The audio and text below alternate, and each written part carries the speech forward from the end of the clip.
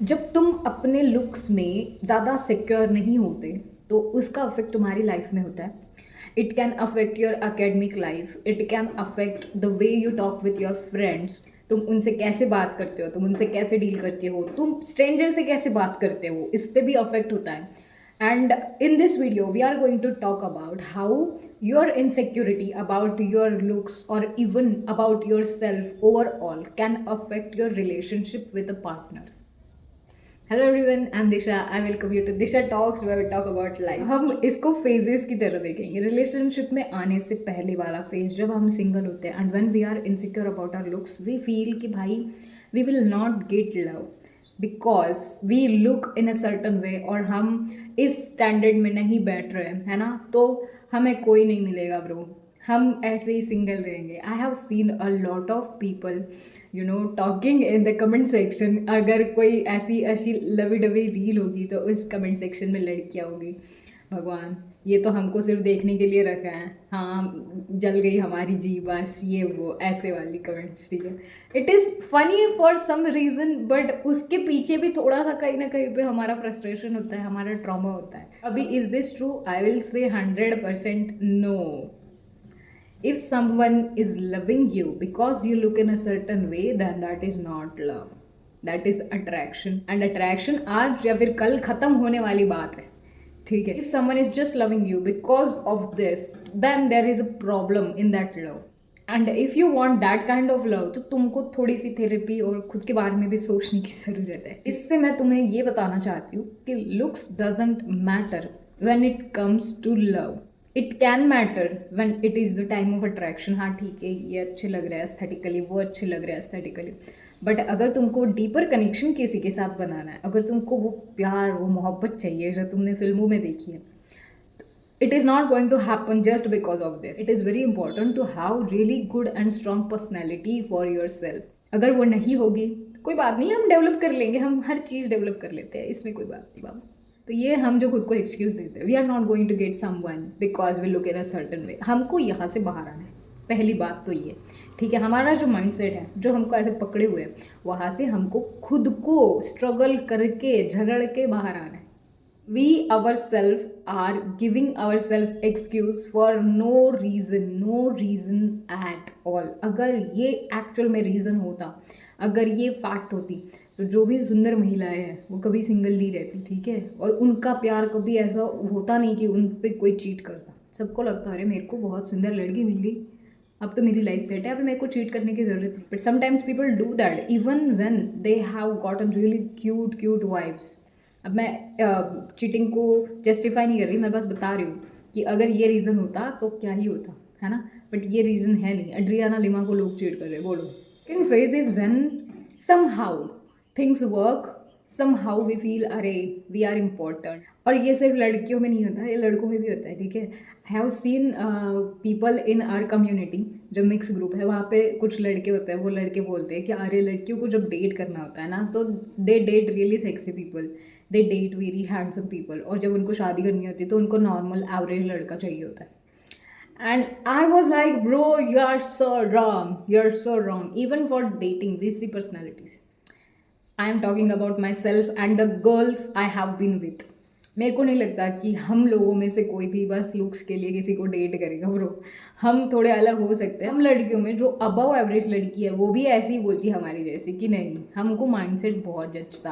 अगर माइंडसेट नहीं होगा तो we are not going to date someone just for the looks और एनीथिंग, ठीक है। ये बात जब हम बोलते हैं कि हमको माइंडसेट चाहिए, हमको कैरेक्टर चाहिए, हमको उस पर्सन में पर्सनैलिटी चाहिए, ये सिर्फ हमको उसमें नहीं चाहिए, ये चीज़ें हम में खुद में हैं, तो हम एक्चुअल में वो चीज़ें ढूंढते हैं।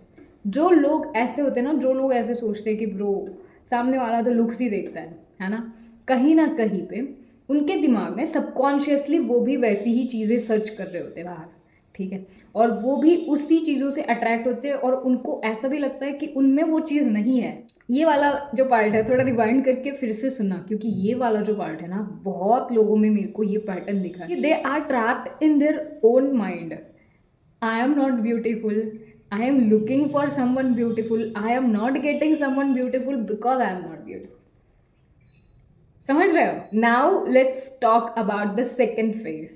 अब कैसे कैसे करके आपको कोई लड़का या फिर लड़की मिल जाती है, ठीक है, आप उसके साथ बात करने, बट ये जो इनसिक्योरिटी है ये तुम्हारा पीछा नहीं छोड़ रही bro. What happens when you go in a relationship with this kind of insecurity? You start thinking कि he is not going to be loyal with me, ठीक है.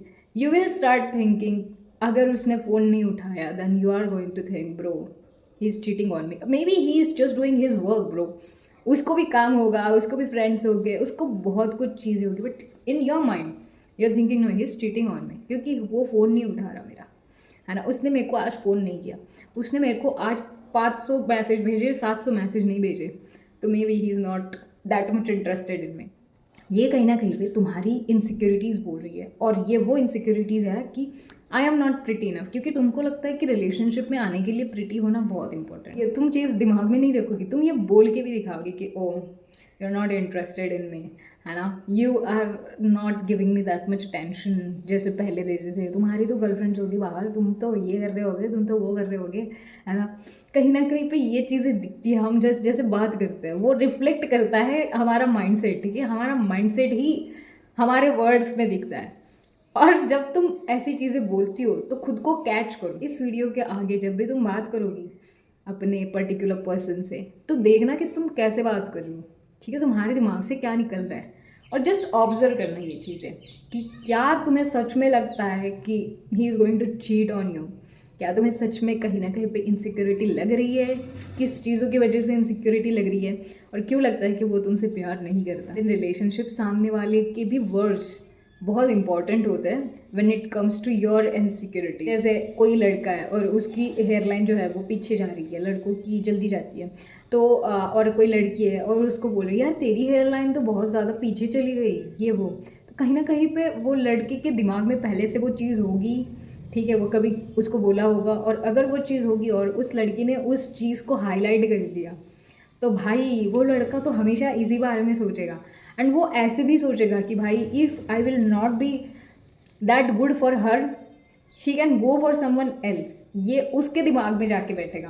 आई एम नॉट सेइंग कि हर किसी के दिमाग में ये जाके बैठता ही है, but this is how we work. क्योंकि वो जो बंदा है या फिर बंदी है, कहीं ना कहीं पे हम उनसे ऐसे कनेक्टेड हो गए, हम उनके साथ इतने वल्नरेबल हो गए कि उनके वर्ड्स हमारे लिए अफर्मेशंस बन गए, ठीक है. तो जब उनके मुंह से हम कुछ ऐसी चीज़ें सुनेंगे, कहीं ना कहीं पे हमारे ऊपर असर होता है. I will give you one example, ठीक है. I have a friend and whenever I will say to him ना you are cute, you are handsome, तो ही विल बी लाइक क्या क्यूट, क्या hand. He will start arguing with me, ठीक है. उसको चाहिए रीजंस कि मैंने उसको क्यूट क्यों बोला, मैंने उसको हैंडसम क्यों बोला. And I am like you are simply just breezing and that's why you are cute. बट उसको कहीं ना कहीं पे वो एक्सेप्ट करने के लिए कहीं ना कहीं पे प्रॉब्लम होता है ना. तो मेरे को जब ये समझ में आया कि उसका एक्सेप्टेंस रेट कम है, क्योंकि उसको नहीं भी कभी किसी ने बोला नहीं होगा, या फिर उसने कभी सुना नहीं होगा, कुछ तो होगा, कुछ तो होगा. तो I started emphasising on it more. अब जब भी मैं उसके साथ बात करूँ, कभी करूँ, तो मैं उसको बोलती हूँ कि भाई you are so cute, you are so handsome. हमेशा ऐसे बोलता है, अरे क्या तू, क्या क्या है ऐसा, क्यों ऐसा बोलती है. But I do it intentionally now. अब मैं इंटेंशनली उसको हमेशा ऐसी ऐसी चीज़ें फेंक के मारती हूँ, ठीक है. Same goes to you. If you have someone in life जो भी अनएक्सेप्टेबल है इन चीज़ों के लिए, start telling them this more and more intentionally. ऐसे मत करो कि उनको समझ आए कि तुम क्या कर रहे हो, ठीक है. ऐसे करो कि तुमको पता है, तुमको वर्ड्स में ऐसे स्लिप आउट करनी है चीज़ें, ठीक है. So they should feel it very natural, but you should do it often as possible. तो उनका माइंड इस चीज़ को एक्सेप्ट करने लगेगा धीरे धीरे. तुम रिलेशनशिप में आते हो, your words matter a lot. सामने वाला पर्सन तुम्हें एज अ मिरर देखता है कि तुम जो बोलोगे वो एक्चुअल में उसके लिए सच है, ऐसे उसको लगने लगता है. So if you will say कि अरे तेरे चेहरे पे तो इतने पिंपल्स है ना, या फिर तुम उसको बोल दोगे यार your boob size is small, या फिर कुछ ऐसी कमेंट मार दोगे, तो वो उसके बारे में बहुत ज़्यादा सोचेगा, और वो कॉन्शियसली और अनकॉन्शियसली उसकी इनसिक्योरिटी बन जाएगी. So please take care of this thing and the people who get affected by the comments from their love ones. मेरे को तुमको ये बताना है कि सामने वाला बाहर का बंदा है, तुम अंदर के बंदे, तुम अपने बंदे हो. तुमको समझना चाहिए कि तुम कौन हो और कौन नहीं हो. तुम्हें ये समझना चाहिए कि सामने वाले की थॉट प्रोसेस अलग हो सकती है. इफ़ शी इज़ थिंकिंग कि तुम्हारी हेयर लाइन ऐसे हो रही है, इट्स ओके. इस if someone is saying you that you are very short, it's okay, it's me, I don't really care about it. If someone is saying you that you have to change something in you to be with me, उसको bye bye कर दो, क्योंकि ये demands बढ़ेगी. जब तुम एक demand को हाँ बोलोगे, दूसरी डिमांड आएगी, तीसरी डिमांड आएगी, कितना चेंज करोगे? पूरा चेंज हो जाओगे. क्या फ़ायदा होगा? तुम खुद के साथ पहले लॉयल रहो, फिर दूसरों के साथ लॉयल हो जाओ, है ना.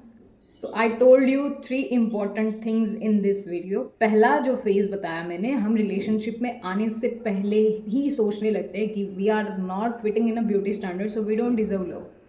And this happens to a lot of people. Second phase में मैंने तुमको 2 चीज़ें बताई. पहले तो तुम खुद इनसिक्योर हो, उसकी वजह से तुम्हारा रिलेशनशिप कैसे अफेक्ट होता है. और दूसरी चीज़ मैंने तुमको ये समझाई कि सामने वाले के वर्ड्स की वजह से तुम पे क्या असर पड़ सकता है. But mostly I am not going to tell you कि सामने वाले की वजह से ये होगा, सामने वाली वजह से वो होगा, क्योंकि ये तो सारे यूट्यूबर्स बता रहे हैं तुमको. Millions of YouTubers will tell you that how the other person is going to affect your way of thinking.